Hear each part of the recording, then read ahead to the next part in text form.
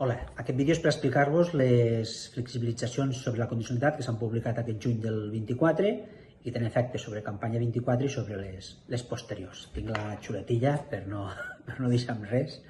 Llavors, important, la condicionalitat sabeu que és un requisit per totes les ajudes directes i que en cas de que no complim, el primer any ens penalitzen amb un 1 al 5% dels ajuts que cobrem. Aquest 1 de l'1 al 5 va en funció de la gravetat de l'incompliment, no? Si és molt bèstia o és lleu, doncs de l'1 al 5. Normalment veiem uns, 3% i 5%.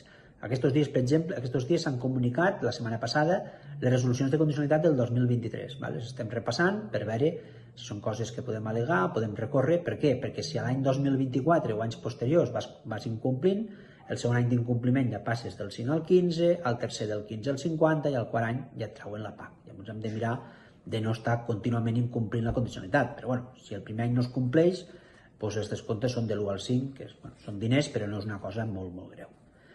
Jo dic perquè a vegades el nivell d'estrès que provoca complir la condicionalitat val més a vegades perdre una mica d'ajuts i no obsessionar-nos amb el compliment d'això. Llavors, aquest vídeo està una mica pensat sobretot per la gent dels cultius extensius, perquè és on hi ha més afectació i on hi ha més novetats. El primer fa referència a la BCAM 6. Sabeu que la BCAM 6 l'any passat ens diuen que fins a l'1 de setembre no podíem anar a llaurar els restolls de cereals d'hivern, d'ordi, de blat, de cibades, no es podien tocar. Aquest any ja els podem llaurar.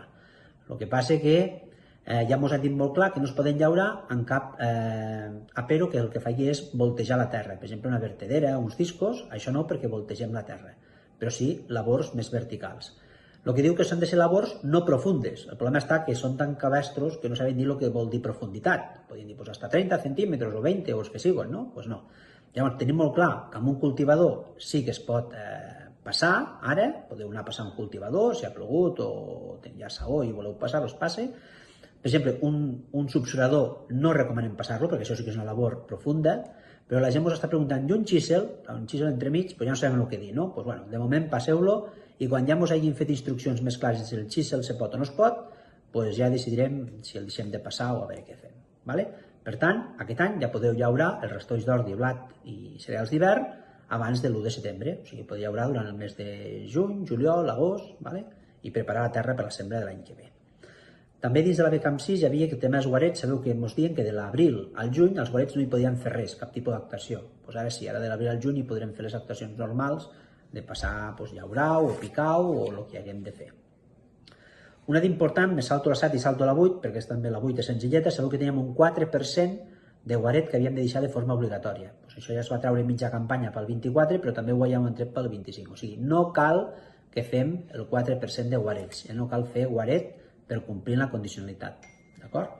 I després de la BCAM 7, hem de tenir present, que és el que fa referència a rotació de cultius, que hi ha una sèrie d'explotacions que estan exemptes, o sigui, aquestes explotacions ja podrien tallar el vídeo, no cal que continuïn escoltant, que serien les explotacions que tenen menys de 10 hectàrees de terra campa, de terra de cultiu, doncs estarien exemptes de complir amb la BCAM 7, les explotacions d'agricultura ecològica també estan exemptes, les explotacions que tenen de la seva terra de cultiu més d'un 75% de la superfície ocupada per cultius d'herba com és el raïgràs, farratgeres, lleguminoses o guarets, si sumant totes les hectàrees supera el 75%, també estaria exempt de complir la BCAM 7. I també estan exemptes aquelles explotacions que dins de la seva superfície agrària útil total, més del 75% està ocupada per pastos permanents, les pastures, o farratgeres o cultius d'herba. Si no estem dins d'aquestes excepcions, hem de complir la BCAM 7. I la BCAM 7 la podem fer per dues vies. Una és la més fàcil, que és la diversificació, que és com se feia el pagament verd al 2022 cap enrere, que era quan tu tens entre 10 i 30 hectàrees, cultiu principal 75%. Per exemple, si jo tinc 20 hectàrees de terra campa, màxim 15 d'ordi i els altres 5 d'un altre cultiu. I els que tenen més de 30 hectàrees és cultiu principal 75% i el cultiu principal més el secundari no podem superar el 95% de la superfície. Què vol dir? Que si la meva explotació té 100 hectàrees, doncs màxim 75 hectàrees d'ordi, i si el meu cultiu principal és el blat, doncs sumant ordi i blat no puc passar de les 95 hectàrees. Seria aquesta una via, la diversificació, i l'altra que podem triar és la rotació. Però la rotació estic obligat a fer-la durant 3 anys seguits, no em podria canviar la diversificació. Què diu la rotació? Que cada any un 33% de la superfície l'ha de rotar anualment respecte a l'any anterior i almenys tots els recintes cada 3 anys ha d'haver canviat el cultiu. O sigui, cada any hauria d'estar rotant un 33% de la superfície de forma anual perquè arribats als 3 anys tota la meva explotació hagi canviat de cultiu i hagi rotat. Jo recomano la diversificació perquè sempre és una mica més fàcil de complir i seria interessant la rotació per a la gent del rec perquè compten com ha rotat la doble collita. Què vol dir? Que si jo cada any faig ordi, panís, ordi, panís, ordi, panís, està tot rotat. O sigui, seria una bona fórmula per la rotació a les zones de rec. O sigui, en vez d'anar per la diversificació, anar per aquesta opció de la rotació. Vale?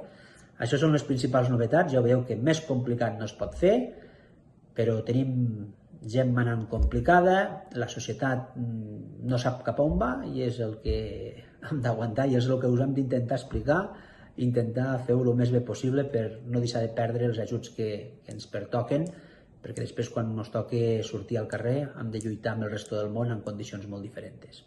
Vinga, fins al proper vídeo.